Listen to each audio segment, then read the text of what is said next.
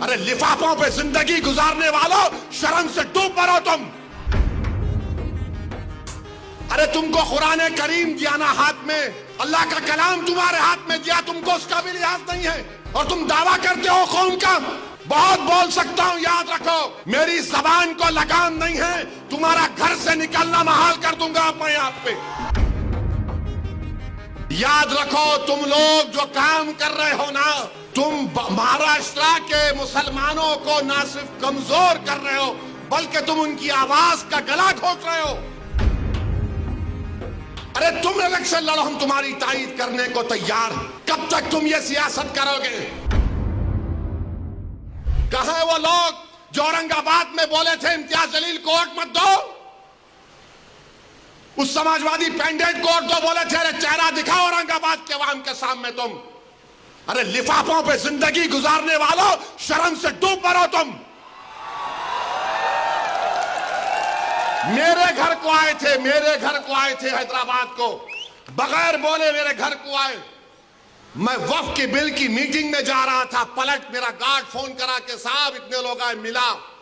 घर पे आए तो मैंने कहा कि मेरा घर इतना बड़ा नहीं है, आप लोग 20 लोगों को ले लीजिए। 20 लोगों को बिठाया, वो बात करे, मैं बात करा, लेटर लिख के दिए, इनको टिकट दो, मला मैं गौर करूंगा। फिर जाने से पहले मैंने अल्लाह के वली के अंग्रेजी कुरान का तर्जुमा जो तुर्की का छपा हुआ है, उसकी 4 कॉपियां इन जिम्मेदारों को दिया कि आप मेरे घर को आए, ये अल्लाह के वली की कुरान का तर्जुमा है। एक एक के हाथ में दिया तो औरंगाबाद जाके बोले हम घर को गए थे, हमारे को चाय तक नहीं पिलाए। अरे आप पहले से बोल देते तो नान खलिया खिला देता मैं आपको। मेरे को नहीं मालूम था कि तुम मेरे घर को खाना खाने आ रहे। अरे तुमको कुरान करीम दिया ना हाथ में, अल्लाह का कलाम तुम्हारे हाथ में दिया, तुमको उसका भी लिहाज नहीं है और तुम दावा करते हो कौम का। बहुत बोल सकता हूं, याद रखो मेरी जबान को लगाम नहीं है, तुम्हारा घर से निकलना महाल कर दूंगा अपने यहां पे। मेरे भाई इमाम शाफई मुफ्ती साहब बैठे हुए, इमाम शाफई रहमतुल्लाह अलैह का जमाना है। एक दौलतमंद ने कहा कि अगर अल्लाह मेरे को बेटी देगा तो जब उसकी शादी करूंगा दीन और दुनिया की दौलत उसको दूंगा। जब बेटी की शादी का मौका आया, उलमाए किराम के पास गया। उलमाए किराम ने कहा कि नहीं, तू नहीं दे सकता, दीन और दुनिया की दौलत तो कैसे देगा, तेरी कसम गलत हो गई। इमाम शाफई के पास गए, इमाम शाफई बोले बहुत आसान है।